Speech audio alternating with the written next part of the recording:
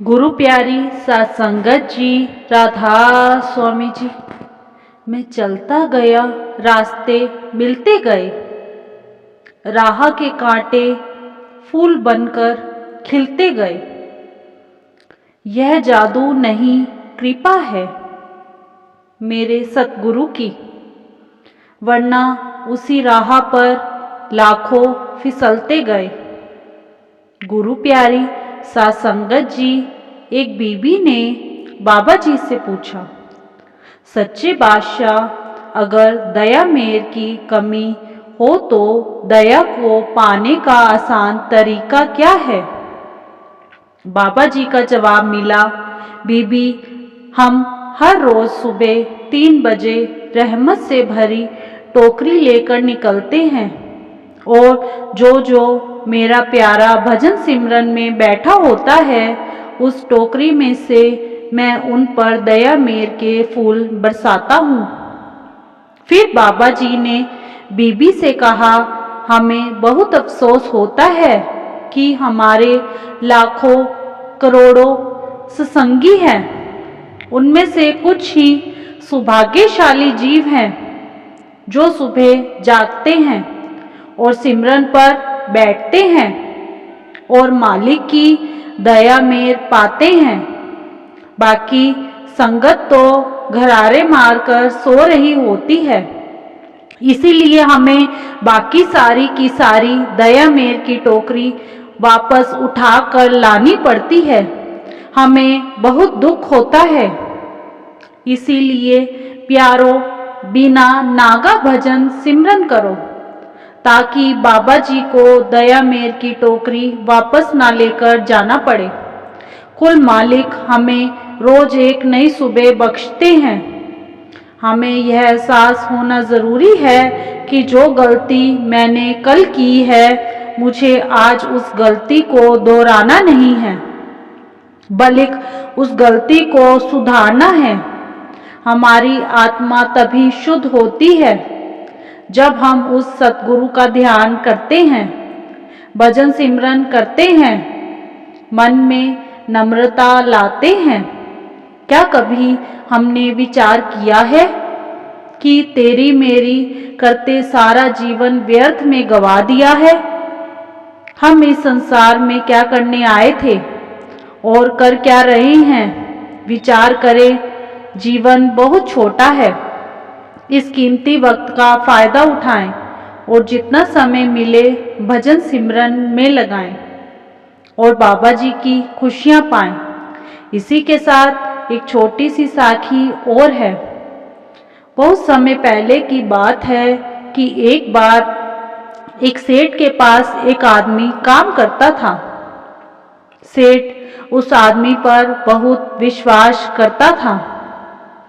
जो भी जरूरी काम होता तो वह सेठ हमेशा उसी आदमी से ही करवाता था। किसी से पैसे लेना या पैसे देना सब वही करता था। वह आदमी सतगुरु जी का बहुत बड़ा सेवेदार था। वह हमेशा सतगुरु जी के भजन सिमरन सत्संग आदि का लाभ लेता रहता था। सेवा पर भी जाता था। एक दिन उस आदमी ने सेठ से ब्यास जाने के लिए कुछ दिन की छुट्टी मांगी। सेठ ने उसे छुट्टी देते हुए कहा, भाई, मैं तो संसारी आदमी हूँ।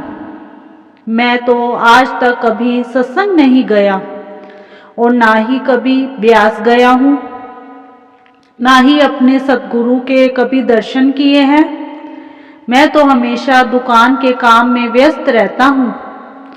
तुम जा ही रहे हो तो यह लो 100 रुपये मेरी ओर से ब्याह सेवा में डाल देना। सेवादार ने सेठ से 100 रुपये ले लिए और राधा स्वामी बोलकर स्टेशन की तरफ पैदल चल पड़ा। रास्ते में उसे कुछ गरीब बच्चे जो भूख से व्याकुल हो रहे थे, भीख मांगते हुए दिखाई दिए। उन सब बच्चों की आंखों से आंसू बह रहे थे। उनमें से एक बच्चा तो बाबा जी का प्यारा सा शब्द बोल रहा था, फिर उसने देखा कि शब्द बोलने वाले बच्चों के होंठ सूखे हुए हैं और वह दिखने में काफी भूखे प्रतीत हो रहे हैं। उसने मन में सोचा, क्यों ना मैं सेठ के दिए हुए 100 रुपए से इन भूखे बच्चों को भोजन करवा दूं। उसने उन 100 रुपए में से बच्चों के लिए एक रेहड़ी से भोजन की व्यवस्था कर दी। सब बच्चों को भोजन करवाने में उसे कुल 95 रुपये खर्च करने पड़े। उसके पास 5 रुपये बच गए। उसने सोचा, चलो अच्छा हुआ, उन गरीब बच्चों को आज तो पेट भर गया, कल की सतगुरु जाने क्या होगा। मैं बचे हुए 5 रुपये सेठ के नाम से ब्याह सेवा में डाल दूंगा। जब सेठ पूछेगा कि तुमने मेरे 100 रुपये सेवा में डाल दिए, तो मैं कहूँगा, जी सेठ जी, डाल दिए। यह झूठ भी नहीं होगा और काम भी हो जाएगा। लेकिन बाबा जी से कुछ छिपा नहीं है। बाबा जी ने रात को उस सेठ को दर्शन दिए और बोले, भाई, तुमने जो 95 रुपये सेवा में भेजे थे वह मुझे मिल गए हैं। यह सुनकर सेठ बहुत हैरान हुआ कि मैंने तो सेवा के लिए 100 रुपये दिए थे, लेकिन उस सेवादार ने सिर्फ 95 रुपये सेवा में डाले और बाकी 5 रुपये अपने पास रख लिए। पर अचानक उसे क्या जरूरत पड़ गई थी? उसने 5 रुपये सेवा में कम डाले। उसने 5 रुपये का क्या खा लिया? वह तो मुझसे अपनी तनख्वाह के पैसे लेकर गया था। उसे ऐसी क्या जरूरत पड़ गई? सेठ के मन में ऐसा विचार आ रहा था। कुछ दिन बीतने के बाद जब वह सेवादार प्यास से वापस आया और सेठ के पास पहुंचा, सेठ ने कहा कि मेरे पैसे तुमने सेवा में डाल दिए थे? वह सेवादार बोला, हाँ सेठ जी, मैंने पैसे सेवा में डाल दिए थे। सेठ ने कहा, पर तुमने तो केवल 95 रुपये ही डाले, बाकी 5 रुपये किस काम में प्रयोग किए? यह सुनकर सेवादार घबरा गया कि मैंने तो केवल 5 रुपये ही सेवा में डाले थे, पर सेठ जी को यह सब कैसे पता चला?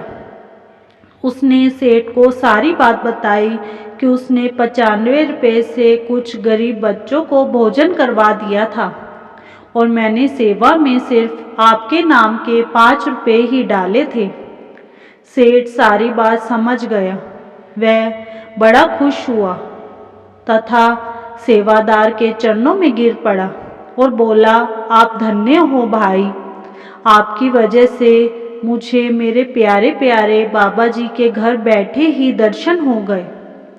बाबा जी को आपके धन की कोई आवश्यकता नहीं है।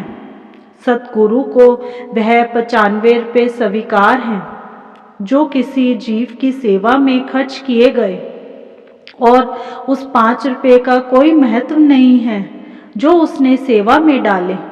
मेरी निजी सोच है कि सतगुरु को चढ़ावे की कोई ज़रूरत नहीं होती। सच्चे मन से किसी ज़रूरतमंद की ज़रूरत को पूरा कर देना भी सतगुरु को भेंट चढ़ाने से भी कहीं ज़्यादा है, अच्छा होता है। मैं मानता हूँ कि हम उस परम पिता परमात्मा से हमेशा लेते ही रहते हैं, देते नहीं। वह हमसे कुछ सेवा डलवा कर हमारी कमाई को संगत की सेवा में लगाते हैं, वरना जग के मालिक को कोई क्या दे सकते हैं? जिसके दर पर सारी दुनिया ही भिखारी है, उसको किसी से क्या चाहिए? इसी के साथ इजाज़त चाहते हैं। कल मिलते हैं एक नई साखी के साथ। तब तक के लिए राधा स्वामी जी।